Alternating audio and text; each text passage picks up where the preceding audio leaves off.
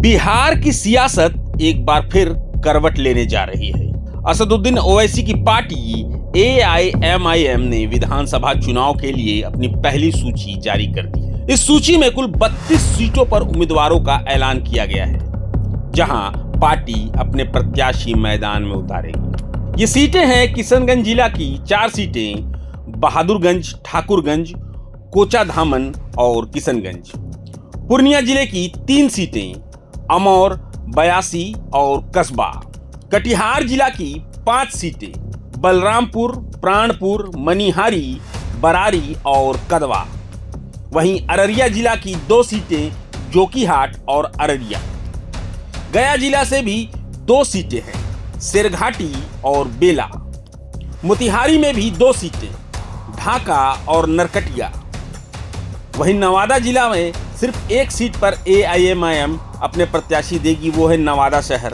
इसके साथ ही जमुई में भी 1 सीट, सिकंदरा, और भागलपुर जिला में 2 सीटें, भागलपुर और नाथनगर। सिवान जिला की 1 सीट, सिवान, जबकि दरभंगा की 4 सीटें, जाले, केवटी, दरभंगा ग्रामीण और गौरा बौराम। समस्तीपुर जिला में 1 सीट, कल्याणपुर। सीतामढ़ी जिला में 1 सीट, बाजपट्टी। मधुबनी जिला में 1 सीट, बिस्फी। वैशाली जिला में 1 सीट, महुआ। गोपालगंज जिला में 1 सीट, गोपालगंज। तो कुल 16 जिलों में 32 सीटों का ऐलान किया गया है AIMIM की तरफ से। पार्टी का पूरा फोकस सीमांचल, मगध और मिथिलांचल क्षेत्र पर है। इन सीटों के ऐलान के साथ ही ओवैसी की पार्टी ने साफ कर दिया है कि वह बिहार की राजनीति में अब कोई दर्शक नहीं, बल्कि एक मजबूत खिलाड़ी बनकर उभरना चाहती है। सूत्रों के मुताबिक AIMIM अब तीसरा मोर्चा बनाने की दिशा में सक्रिय रूप से जुट गई है। जल्द ही इस तीसरे मोर्चे का औपचारिक ऐलान भी किया जा सकता है और तब बिहार के सियासी बिसात पर एक नया मोहरा खुलकर सामने आएगा। क्या ओवैसी का ये कदम बिहार की राजनीति की तस्वीर बदल देगा, या फिर ये सिर्फ एक सियासी प्रयोग बनकर रह जाएगा? अब निगाहें टिकी हैं आने वाले दिनों पर। अवसर दिया, जिसके नतीजे में मुझे तीसरा गठबंधन बनाना पड़ा और मैं इस गठबंधन का सिर ही मैं समझता हूँ कि कल तक आप लोगों को इसकी सूचना मिल जाएगी हमारे गठबंधन में। लेकिन चूंकि बड़ी उत्सुकता थी हमारे पत्रकार बंधुओं पर और हमारे कुछ प्रत्याशियों पर, इसलिए अभी हम लोग पहली लिस्ट जहां जहां हम इलेक्शन लड़ेंगे उसके ताल्लुक से एक ब्रीफिंग आपको कर रहे हैं। एनडीए में जो है घटक दल है, टिकट को लेकर के जो है मारामारी है, इस तरह का सवाल ये पैदा होता है कि टिकट के लिए करीब करीब सब जगह मारामारी है, लेकिन ये है कि बिहार के आवाम के लिए मारामारी कौन कर, बिहार के आम जनों की भलाई के लिए मारामारी कौन है? सत्ता की मलाई के लिए तो हर कोई लड़ाई कर रहा है, लेकिन अगर यही चिंता और यही लड़ाई बिहार में भ्रष्टाचार को मिटाने के लिए, अफसरशाही को मिटाने के लिए, गरीब और कमजोर लोगों को इंसाफ दिलाने में करनी चाहिए, ये नहीं कर रहे हैं और ये काम MIM कर रही है। सर एक सवाल, बरेली के मौलाना फकीर है, उनके घर जो है एक पहले वो कभी लोन लिए थे 35 साल पूर्व, भी 5,000 रुपए, अब उनको जो है इस्तीफा दिया जा रहा है, घर में पैसा नहीं चुकाएंगे तो उन पर कार्रवाई होगी। ये उत्तर प्रदेश की सरकार। देखिए, उत्तर प्रदेश में जो कुछ भी कर रहे हैं योगी, ये लाकानूनियत की इंतहा है और वहां पर न डेमोक्रेसी बाकी है न वहां पर कानून का राज। सुप्रीम कोर्ट ने भी हिदायत की थी कि जब तक कोर्ट के फैसले नहीं हो जाएंगे आप बुलडोजर नहीं चला सकते, लेकिन अदालत के फैसले को भी नहीं मानते। ये लोग मनमानापन कर रहे हैं और चूंकि तमाम तर महाज पे, तमाम तर क्षेत्र में बीजेपी नाकाम हो चुकी है, यही एकमात्र वो है कि मुसलमानों को टारगेट करके ये कहीं न कहीं से सांप्रदायिक वोटों को एकजुट करने का प्रयास है और ये चुन चुन करके मुसलमानों के बड़े बड़े लीडरों को इसने टारगेट किया। अब हमारे धर्म गुरु है तौकीर रजा साहब, और किस मामले में किया, आप सब कुछ करा सड़क पर, आप नंगा नाच नाचे सड़क पर, कोई रोक नहीं है, आप सारे कारोबार करा सड़क पर, कोई रोक नहीं है, लेकिन एक आदमी जो हमको इस मुल्क में बराबरी का अधिकार है, आपको भी धर्म अधिकार है, मेरे को धार्मिक अधिकार है, दफा 25 डिफाइन करता है कि आदमी को अपने विश्वास के मामले में आजादी है, वो जिस धर्म को माने, है ना। मामला ये है कि आप दुर्गा से प्रेम करते हैं, कोई लक्ष्मी से प्रेम करता है, कोई गुरु ग्रंथ से प्रेम करता है, कोई यीशु मसीह से प्रेम करता है। हमें धार्मिक आजादी है। तो हमारा धर्म ये कहता है कि हम अपने बाल बच्चे से नहीं, अपने जान से भी ज्यादा जब तक प्रोफेट मोहम्मद से मोहब्बत नहीं करेंगे तब तक हम मुसलमान ही नहीं हो सकते।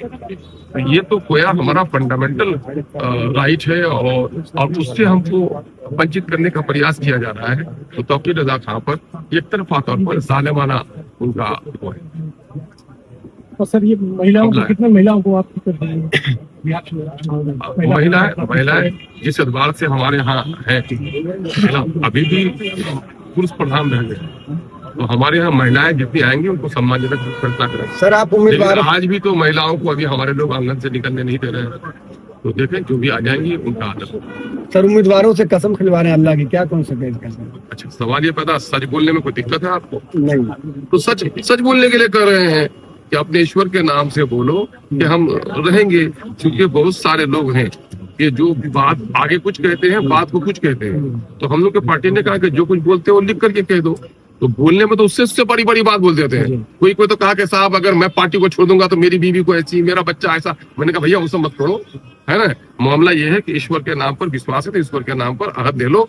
पार्टी के साथ दगा मत करना, क्योंकि 4 गद्दारों ने बड़ा हमको धोखा दिया है। हरचंद के ये काम उन लोगों ने भी किया था। आप इसमें गद्दार कौन होगा, वफादार कौन होगा, अपने वचन पे अहद पे कायम रहने वाला कौन होगा, अपने अहद से कौन फिर जाएगा, पता लग जाएगा। हम लोगों ने कह दिया होशो हवास में हो। पार्टी ने आपको जाके के नहीं कहा कि आप प्रत्याशी बन जाइए, आप अपने तौर पर प्रत्याशी बने हो। पार्टी को इख्तियार हासिल है कि जिसको चाहे टिकट दे, जिसको चाहे न दे। पार्टी सारी समीकरण को सामने में रखा करती है। और इसके लिए मैंने कह दिया कि मैं अपने बारे में ये कहता हूँ कि अगर हमारा लीडर बैरिस्टर असदुद्दीन ओवैसी साहब पे अख्तरीमान इलेक्शन नहीं लड़ेगा, जो लोग इलेक्शन लड़ेंगे उनकी जूती सीधी करेगा, तो अख्तरीमान उसके लिए तैयार है। मैं तो यहाँ तक कह रहा हूँ, अपने लिए भी कह रहा हूँ। इसलिए हमारे सम्मानजनक है, हमारे वर्कर्स जानकार हैं, ईमानदार हैं। उन लोगों ने बेखौफ होकर कस्में खाई हैं, हम उनको मुबारकबाद देते हैं। सच्चे कार्यकर्ता यही हैं। लेकिन असल मुबारकबाद के मुस्तहिक उस वक्त होंगे जब ये सारी रिपोर्ट हम लोग भेजते हैं हैदराबाद। और अब की बार हम लोगों ने कह दिया है कि सारे फैसले हैदराबाद से होंगे, है ना, वहीं के ऑफिस से मामला होगा। क्योंकि मैं खुद इलेक्शन लड़ता हूँ और मैं यहाँ नहीं रह पा रहा हूँ, तो फैसले वहीं से होंगे। उस फैसले को जो लोग मान लेंगे और उस पर जिनको टिकट नहीं दिया गया है और वो प्रत्याशी थे, जिनको टिकट मिल जाता है उनका साथ दे देंगे। तो ऐसे ही लोग MIM के जानेसार और सच्चे साथी होंगे। तमाम पार्टियों सारे सीटों पर आपने घोषणा कर दिया, लेकिन बलरामपुर को लेकर अभी भी सस्पेंस बरकरार है, उस पर क्या कहेंगे? भाई बलरामपुर तो रोजे रोशन की तरह आया है कि वहां पर हमारे पिछले दिनों में प्रत्याशी रहे हैं आदिल हसन एडवोकेट साहब। और 2020 में पार्टी में जो ये 5 लोग जीते, उस पूरे कैंपेन के इंचार्ज वो थे। और उसकी वजह से उसको इलेक्शन पार्टी ने लड़ने नहीं दिया। वो 2020 में भी लड़ना चाह रहे थे। उस शख्स ने उसको कुर्बानी दी है। पार्टी उसके इस कुर्बानी को याद रख रही है और ये आदिल साहब फैसला करेंगे। बलरामपुर का ऐलान हो गया है। चूंकि नियमित तौर पर टिकट का ऐलान किसके नाम से होगा ये हमारे बैरिस्टर असदुद्दीन ओवैसी साहब को करना है। लेकिन मैं बिहार सदर होने की हैसियत से ये उम्मीद करता हूं कि हमारे बैरिस्टर असदुद्दीन ओवैसी साहब आदिल साहब के मशवरे से वहां साहब काम करेंगे। आदिल साहब वहां इलेक्शन लड़ेंगे तो वो टिकट फाइनल है, या अगर आदिल साहब चाहेंगे तो किसी को लड़ा सकते हैं, या आदिल साहब का हक है पार्टी। एक आखिरी सवाल यह है कि आखिरी सवाल यह है कि सारे लोगों का वीडियो आ गया है कसम खाने का। सोशल मीडिया पर लोग सवाल पूछ रहे हैं कि अख्तरुल ईमान और आदिल हसन का अभी तक वीडियो नहीं आया। नहीं, हम लोग का भी आ जाएगा। हम लोगों का क्योंकि पहले से भी लिया जा चुका है।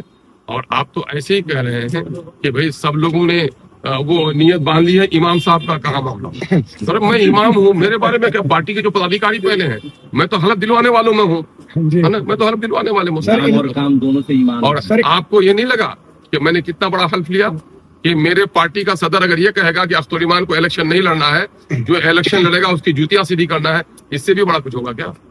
सर इंडिया अलायंस के लोगों ने बड़े बड़े मुस्लिम नेताओं को तैयार कर दिया आपके लिए, बीजेपी की बीटिंग बताने के लिए, जैन बताने के लिए। उन लोगों को क्या जवाब है सर? अरे गली कुचों के आवारा बच्चों की बात पर हम ध्यान नहीं देते और इस तरह के मुल्क की बात पर। अब ये बात बताओ कि कहाँ के रहने वाले हो आप? दरभंगा के। पूर्णिया कितना दूर है आपके घर से? 250 किलोमीटर से कम होगा। चलो ये बात बताओ कि जब पिछला पार्लियामेंट्री इलेक्शन था तो राजद के नेता ने क्या कहा था कि अगर आप इंडिया को वोट नहीं देते हैं तो किसको देते हैं? इनको बोलने दीजिए, किनको देते हैं? किसने बोला था? तेजस्वी यादव ने। तो बताइए बीजेपी की बीटिंग कौन है? अरे भाई, मैंने कहीं कहा कि दे दो? नहीं आपने तो नहीं कहा। किसने कहा? तेजस्वी यादव। तो फिर उससे क्यों नहीं पूछते हो यार? आपसे पूछते हो। लेकिन आरोप तो लगातार आप अरे आरोप, अच्छा उसने मैंने सवाल ये बता के, गरीब का बच्चा तंबाकू भी खाए तो वो शराबी कहलाए, और बड़े आदमी का बेटा शराब के नशे में नंगा भी हो जाए तो मुहज्जब कहलाए। ये तो बड़ी अजीब सी बात है यार। कान जी, चोरों को नजर आते हैं सारे चोर, यही समझिए। शरीफ आदमी को चोर। पश्चिम चंपारण की तरफ चुनाव लड़ने का कोई इरादा है? बेतिया चंपारण का ऐलान इसमें नहीं हुआ। तो बेतिया का नहीं हुआ, पूर्वी चंपारण मोतिहारी का हुआ। देखते हैं हम लोग तो चंपारण को चंपारण समझते हैं, आप लोग चंपारण को बांट के अलग अलग कर रहे हैं। पश्चिम और पूर्व चंपारण हम लोग चंपारण समझते हैं। पहले एक ही था सर। बेतिया का कुछ कहा जाए सर? आपने अभी जंग से पहले पेशानी पे पट्टी बांध चोट लेंगे आप। चोट देना है, चोट करना नहीं है। सर एक सवाल, सर आखिरी सवाल, नॉन मुस्लिम कितने प्रत्याशी हो सकते हैं एमआईएम से? अच्छे खासे होंगे। हमारे अखिलेश सिंह साहब हैं यहाँ पर, देखिए। अरे पिछले दिनों में हम लोग से पूछते हैं यार, हमने अगड़े को भी दिया, पिछड़े को भी दिया, दलित को भी दिया, पार्लियामेंट इलेक्शन लड़ाया यार, याद नहीं है आपको क्या? तो इस बार अच्छे खासे संख्या में है। अख्तर साहब, क्या हम सेकुलर आइडिया पर काम करते हैं? इस पार्टी का नाम मजलिस इत्तेहाद नहीं है। भारत में किसी भी पार्टी को इस अंदाज से नहीं कि किसी धर्म खास की पार्टी, नाम इसका है, लेकिन हम लोग सबको साथ लेकर, और आप लोग इस बात के गवाह होंगे। प्रभातखबर.com, विश्वास वही, रफ्तार नहीं।